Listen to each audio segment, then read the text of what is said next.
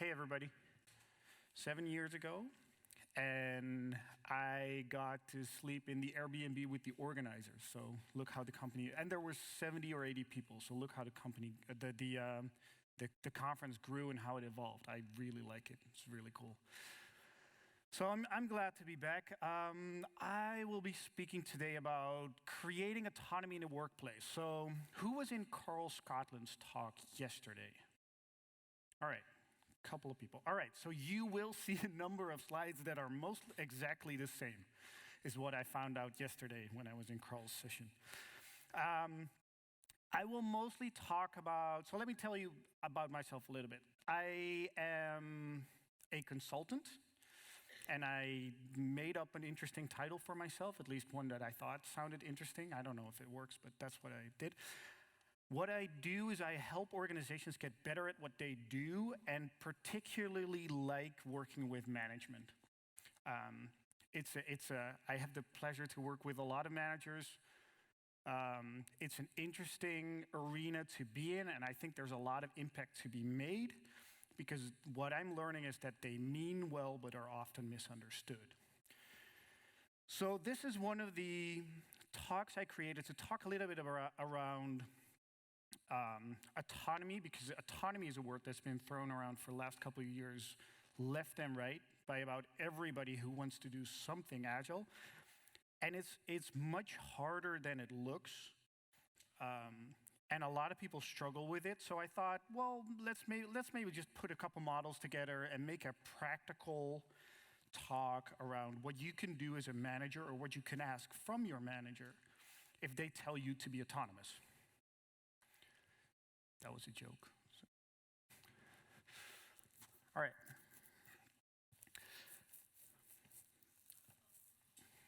Yeah, take the time to read. There's a lot of stuff in here I am not allowed to repeat.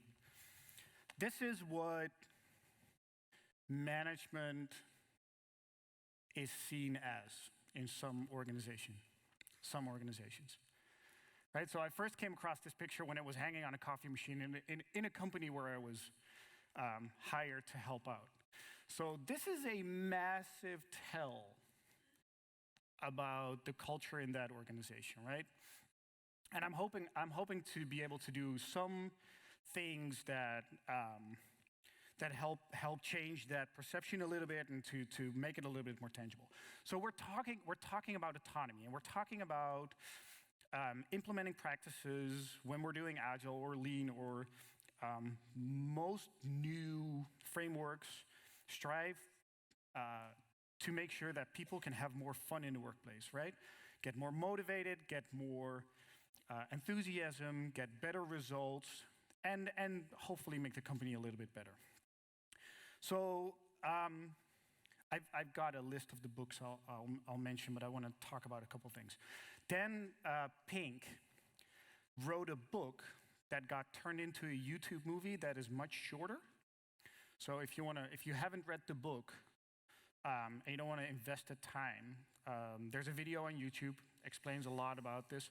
And he talks about motivation and how to motivate employees. And he says there are 3 things that we're seeing. We're seeing that in order to motivate people, you need 3 aspects to be there in order to make people successful: autonomy, mastery, and purpose, right? Autonomy is our desire to be self-directed, and I'll talk about that one a little bit more because it's in the title of the presentation. Mastery is about skill, is about being good at something, and purpose is about moving towards something that has meaning or is important, right? So that means for you personally or for your organization. If you look at the Agile manifesto, there's actually not really anything in there around how teams work, not on the front page. But if you look a little bit deeper, what you'll see is that this is a recurring theme amongst the practices that we use in every day. So if you look at the principles, what you'll see is that there's a principle that says build projects around motivated individuals, give them the environment and support they need, and trust them to get the work done, get the job done. And the other thing that's in there says the best architectures, requirements, and designs emerge from self-organizing teams. Sounds pretty good, right? So how do you do it? No answer in here. Scrum says Scrum teams are self-organizing and cross-functional, and self-organizing teams choose how to best accomplish their work rather than being directed by others outside the teams. Sure. Kanban says leadership at all levels. So I'll get back to that one. So what I was seeing is that there's a lot of consultant speak around what you should do and what you should build around your teams, your peoples, and your employees, but not a lot of stuff that actually helps you do it. So autonomy is a scary thing. So raise your hands. If you think that if you give people unlimited days off, so as many vacation days as you want, who here is sure that people won't take the year off? All right, that's a good amount of people. Who thinks they will work more than they would if they had a fixed number of days? All right, who thinks they'll work less? All right, so there's some experiments going around by organizations doing this. Generally, what we're seeing is that, I don't know if it's a good thing or a bad thing. I don't think it's a good thing, actually. But what we're seeing is that as soon as people get unlimited days off, people will take less vacation than they would before. Don't know why it is. Might be just general stress. But what we're seeing is that we're getting a result that is a little bit counterintuitive to what you might initially think. So if we dig in a little bit deeper around what self-organizing teams are and how they work, Scrum Alliance says the following thing. So self-organizing teams pull in work themselves and don't wait for work to be assigned, right? So they manage their work, do the allocation, reallocation, estimation, re-estimation, delivery, and rework as a group. I like all of the re's in here, by the way. They continuously enhance their own skills and recommend innovative ideas and improvements. And that's how they collaborate. That's how they work together. But there's a pretty big leap if you're going from in an organization from teams that are managed fairly directively to autonomy, right? So one of the mistakes I've seen organizations make in my day-to-day work is that they say, well, we looked at this whole agile thing. We think we thought about it a little bit better than most people have, and we think it makes sense. There is we read the book, we watched the video, we think there's a good point to be made around the self-organization of people and having autonomy in your organization. Do it. Go ahead. Now you can be autonomous, right? But the problem is autonomy is not a switch you can flip. It is something that needs to grow over time and that is very easily destroyed if you're doing it wrong. So what I did is I tried to figure out what's going on here. Why is this, and why is it so hard for managers to let go of control in just enough in a just enough way so that people can learn to be autonomous and managers don't feel like they're losing control. Right? So what I did is I dug into what is this whole autonomy thing. Looking it up on the internet, just type it into Google. Here's what you come up with if you go to Merriam-Webster, right? So there's a whole definition, and I like the second one. So self-directing freedom and especially moral independence. Because there's a word in there that I don't get. So more Googling. Moral independence arises in late childhood where individuals now believe that they can make effective moral judgment based on considerations about the motive. All right. Starts to make a little bit more sense. Why would we want autonomy? All right, still a word I don't understand. The motive is something that causes a person to act. Why does that sound familiar? Here's another word you can use, purpose. So here's my mashing together of all of the words. Autonomy in the workplace means being able to do things your own way while you're working towards a common purpose or goal. All right, so far, pretty straightforward, right? If you look at the Spotify videos, you've probably seen this picture. If you haven't seen the Spotify videos, you probably have seen this picture anyway, somewhere. So in Henrik Nieberg's video, he explains something around balancing alignment and autonomy, where autonomy goes back to this definition here, and alignment goes into the level of purpose and how you describe it. So if your alignment is too high, what you will see is that people don't really feel comfortable. Managers are very specific about what they want and how they want it. If your autonomy is too high, people just do whatever they think is right, which is not necessarily the right thing. Shocker. So autonomy in the workplace says something about how much freedom a person has in the way that value is being delivered. Right? So it all goes back to value and value for the organization. The fear of managers usually is when we talk about this and say, hey, you need to give your people more freedom, is that their teams will go, we can do whatever we feel like. There's a whole bunch of stuff we didn't like and we're not going to do it anymore. We've seen this with the agile manifesto and the whole documenting thing and requirements thing. Managers actually have a different fear, but it's voiced in a similar way. And they say, we can't have that suddenly that a team decides that selling bikes is the best thing for our customer. We're a bank. We're not in the bicycle business. This is an actual quote from one of the C-level executives at a former customer I worked in.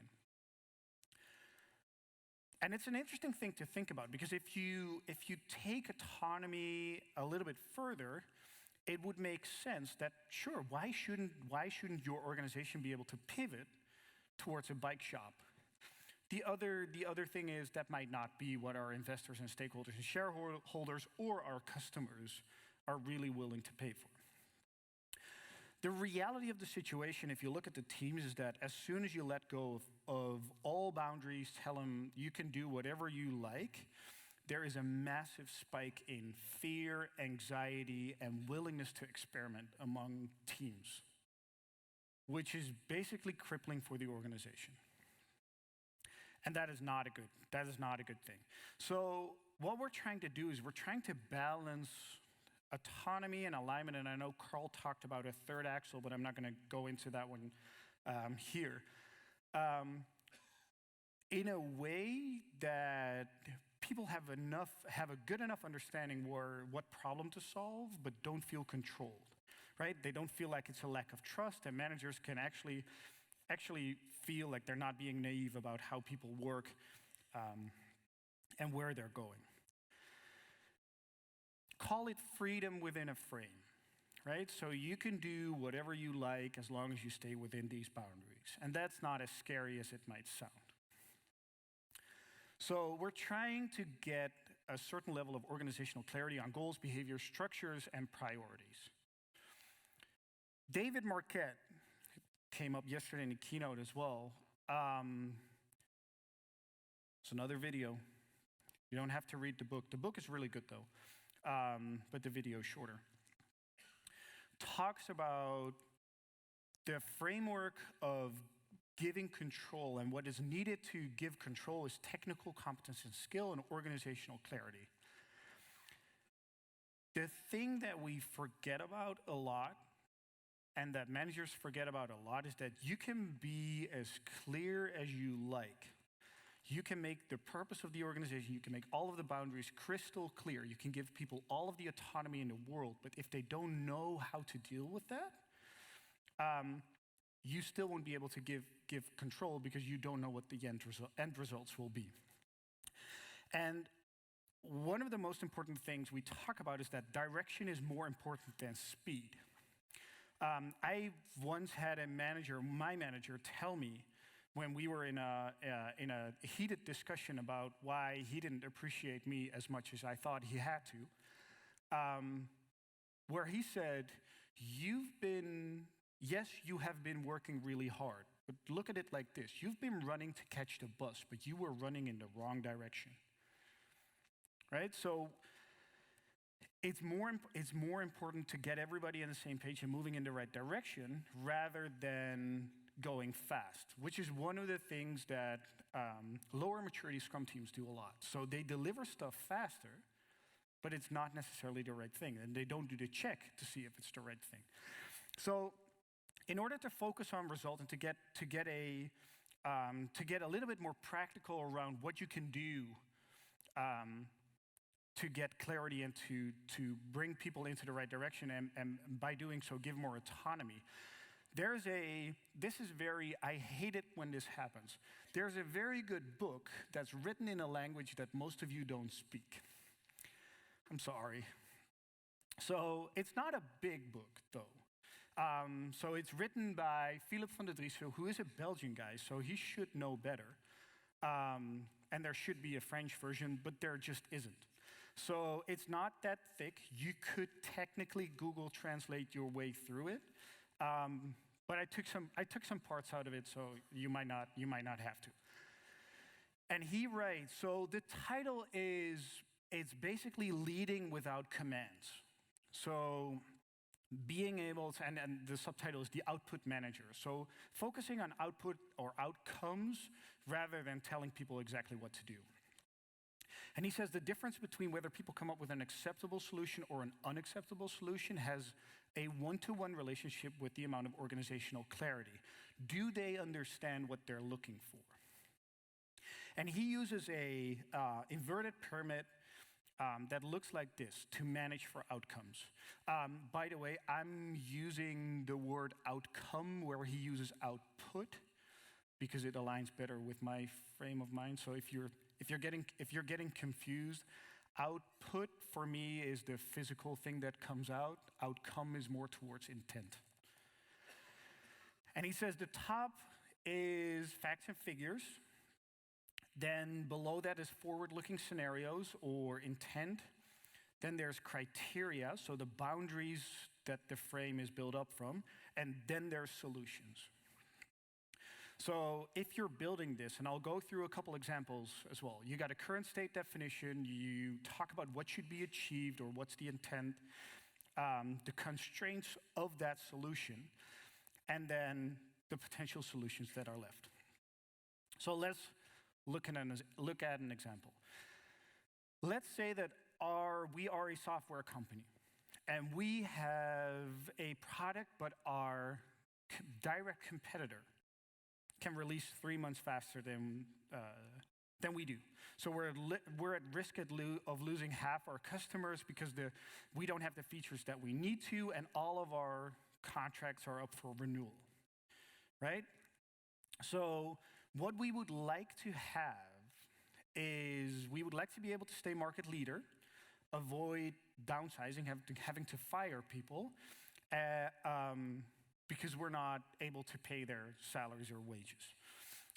In order to do so, we're looking for a solution that allows us to do the following thing. We're looking for the ability to release within 1 month of our competitor. So we don't have to release the same thing, but we want to be able to release within a similar time frame. Quality must stay up, because you know that's the first thing that's going to suffer. Cost of development cannot go up by more than 10% because we'll run out of money anyway, and we cannot throw more people at this. And then there's a number of acceptable solutions. If you are in a management position, or if you're working through a framework like this, there is virtually no good way to work above the line and work below the line. So there's a group of people that set the framework and define the criteria and the goals, and then there's a group of people that come up with the solutions. So managers are typically above the line, people that actually do work are below. So there's then there's a difference between input or output that they talk about in the book. And the difference between input and output is input means I tell you what to do. So this would be a decent framework for output. This would be a decent example. It's not perfect, but it's decent. Input would be, we need you to deploy, I don't know, install continuous delivery in the organization. Something like that. So it's very specific, it's almost smart, and it leaves no room for imagination. Here's the hard part. So input and output can be relatively close to each other. So if you take a number of examples, resolve this priority 3 incident within 5 days. Input, right? It's a very good input example. Just resolve this incident with a workaround. Who thinks this is input? All right, input, clearly not output, because the workaround is still defining what you need to do. Improve our internal communication by using Slack instead of email. Yeah, it's getting trickier, but it is input, you're right. And then it gets harder. Design a small experiment to figure out what our next step should be to solve this problem. We're not saying what you need to do, but we hope you're going to design an experiment, right? Who thinks this is output? This is just bad management. So what do you think is the best way to do this? That's even from a psychiatrist, that's not a good question. That's what agile coaches ask. It's tricky. It's a slippery slope to be in, and it's really hard to do. So let me see if I can build a little bit more context around it to give some ideas on how to build output-based statements. If we're looking at a cascade from the department or the organization all the way down to work, there should be a relationship. So hopefully we have a purpose somewhere over here, and we have a bunch of work being done over there. In between are goals, maybe team purposes, if there are multiple teams working on that. Teams have their own goals. And then they have work being defined as epics, features, user stories. So this is a very nice little ladder that you can use. Hopefully, if you start at the bottom and you go why, you should end up with the department purpose. And if this is the way you design all your goals and objectives, that's impressive because I've tested this and it doesn't work. But sorry for everybody taking pictures. It's a decent model. So where this model goes wrong is if you have multiple teams that have more autonomy that might work for multiple departments or work on something in their purpose that doesn't necessarily align to the department purpose. But fundamentally, all of the work that a team should be doing should be able to be tied to or related to a higher level purpose, hopefully in the organization, that you can measure and that you can work towards. There's a lot of ambiguity, and the biggest mistake people in a management role make is that they think they need to provide a solution for everything. So there is one type, I can say this. There's one type of people that makes this mistake more than the other type of people. Men. So men are particularly, so my girlfriend tells me, are particularly good at giving a solution when there's none asked. But the thing managers need to do is set their boundary clear and make sure that they define the constraints and have clarity around the goals on where to go. So that means that you're talking about a number of aspects. Company vision and purpose is one part, but not everybody is working towards that and not at the same time and not going everywhere. There's a possible set of solutions, but if you're in the pharmaceutical industry, a lot of those solutions are just not safe, right? So depending on your context, where you are, the type of company you are, there's a number of constraints that limit the amount of solutions. There's a set of acceptable solutions, and it's the role of the manager to make sure that those are clear. The difference between acceptable and unacceptable is the amount of organizational clarity. So if you ask people to come up with a solution, the more information you give them, the more it will lead them to find an acceptable solution. And if people don't find that solution, that's the manager's fault. It's not the people's fault, which is something that is harder to accept if it happens more often and more often. Because that means that as a manager, and I've been here in a management role, you think you're being clear, and you think that whatever you try to achieve is so easy to do, except you forget about explaining it the right way or equipping people the right way in order to get there. So how much is enough? For people that work in a management position, and this is a funny story. I was Googling stock photos to put in this presentation. I Googled manager. You want to see what it looks like? But first hit I got.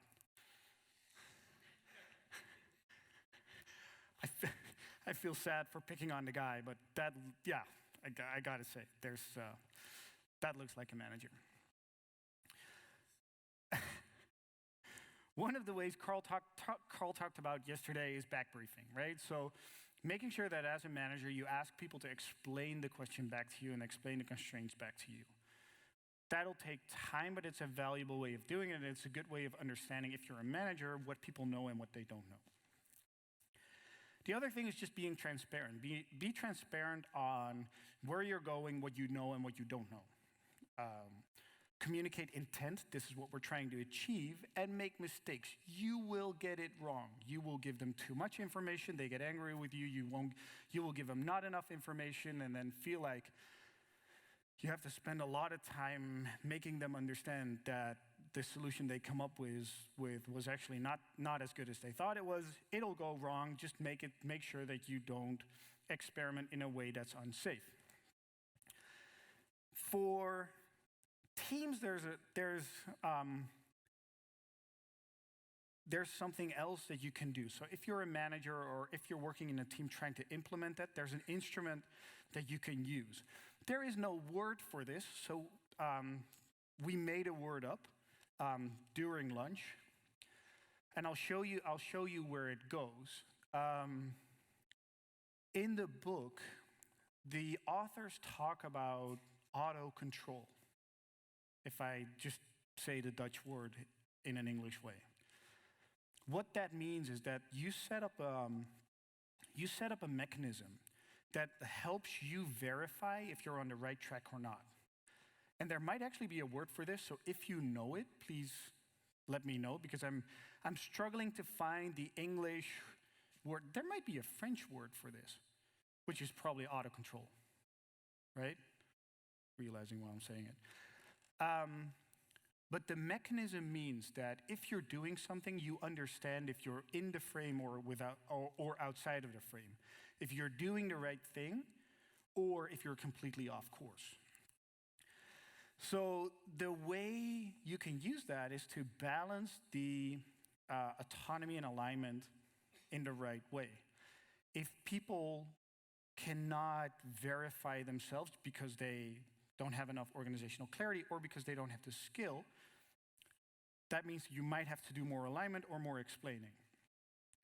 if people don't understand how to do it, if they don't understand how to self-verify what they're coming up with, that's a good question for them to ask to the manager, right?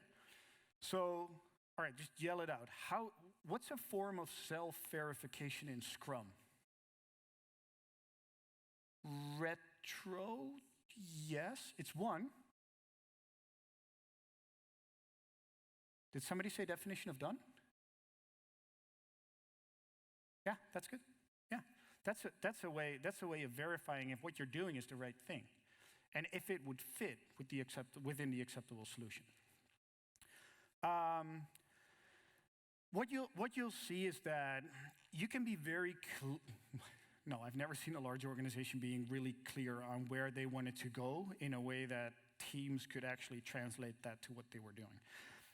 However, it is possible to translate all of the goals and purposes at different levels of the organization to a format and granularity that specific level can understand. So what that would mean is that you get the triangles, the pyramids are starting to interconnect on different levels.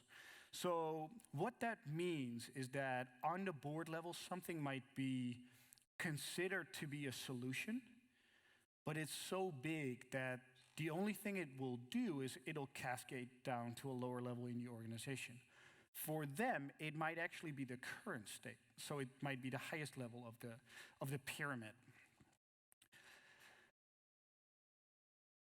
This goes all the way down, and what that can mean is that, I don't know if you've ever seen it, but there's a discussion that every now and then comes back between a product owner and a team, where doesn't matter what they're doing, but the customer is asking for something, and they are really specific about how they want the solution to look. It's worth looking into if the product owner in that case is just trying to provide more organizational clarity than they actually have to, or the team just doesn't want to build it like that. It's an interesting thing to look at.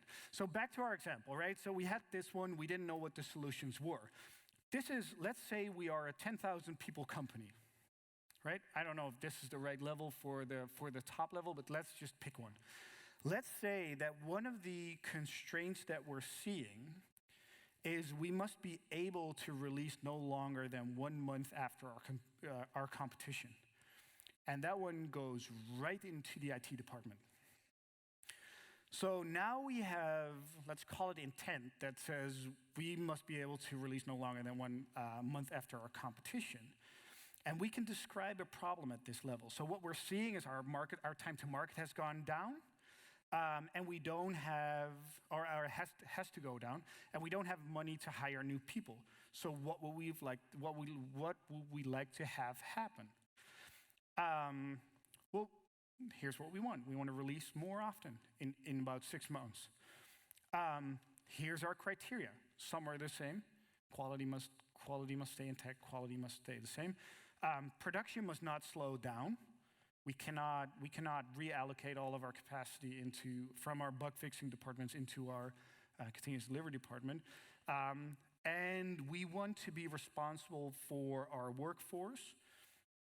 So we're not going to let people work overtime. All right, so come up with the solutions. So this is a lower level. This is a lower level cascade of a similar problem. Hopefully, if we're doing it right, so here's another cascade. Here's another cascade down. With the same similar example. Hopefully what we're seeing is that all of these triangles tie into each other and connect to each other, that ultimately, if we're looking at, I wish there was a better way to do that. Ultimately, if we look at the problem that we circled here and all of the pyramids below it, hopefully it helps us solve at least part of the problem that we're facing at the higher level. All right, so a clear organization is a healthy organization, right? So ambiguity leaves the door open to politics. If things are not clear, in the most positive way of saying it, if things are not clear, you're letting it up to people to decide what the best way forward is. That might not necessarily be aligned with your company goals. That might be closer aligned to their personal goals. It's not even true per se to say that they have bad intent. They might mean the best for the company. They just don't understand.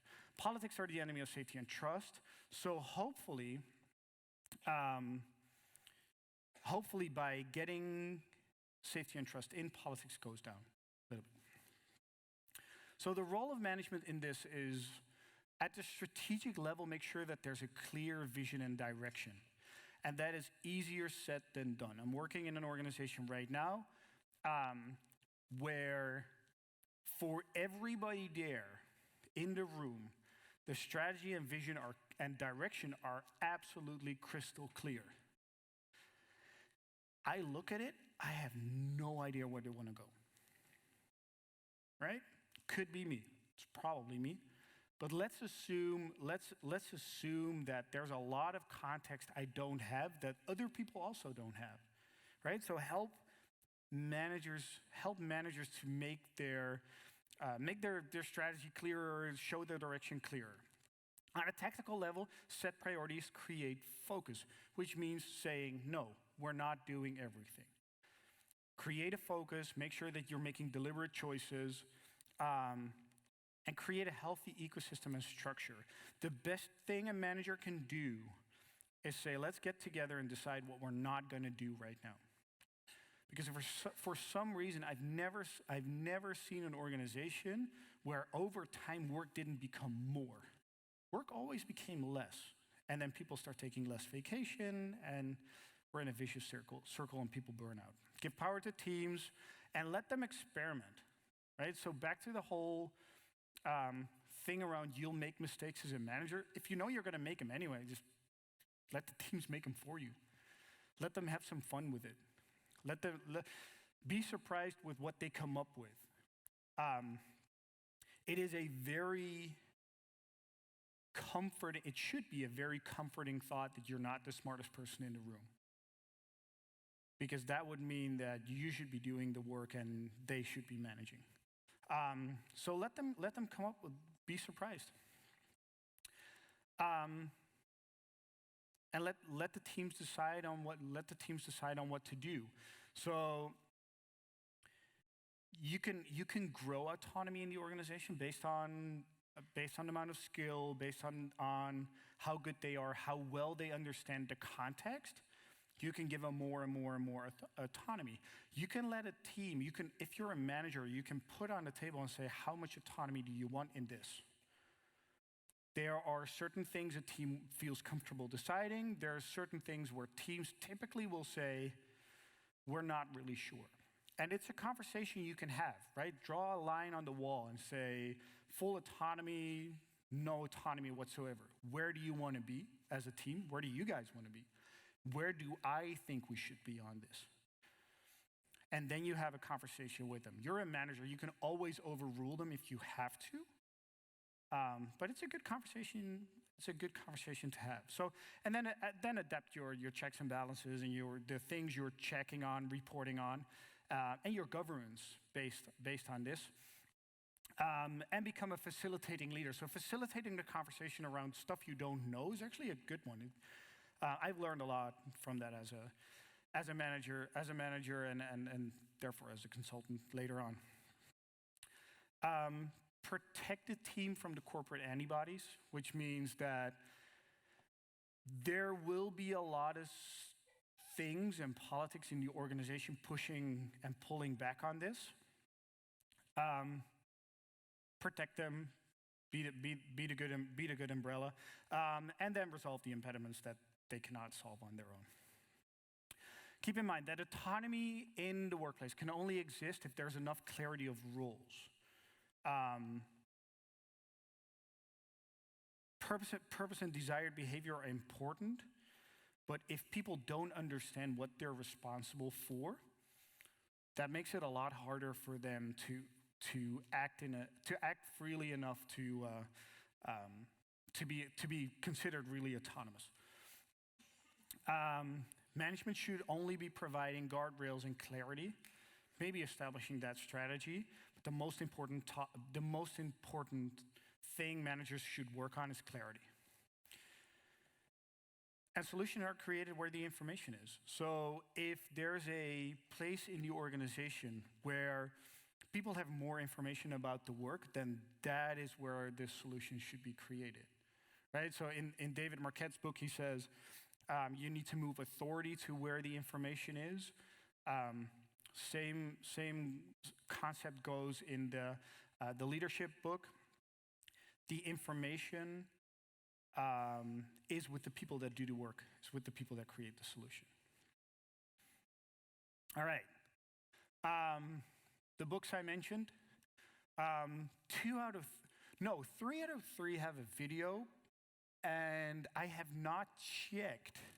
There might be a video that has subtitles on that one. I'm now realizing. I'm actually not sure.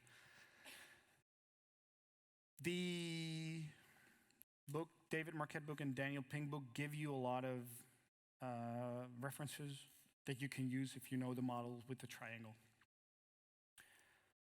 All right, so I think we got a little bit time left for questions, right? Are there any questions?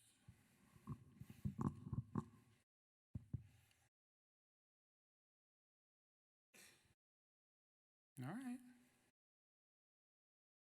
Good. Thank you all for being here.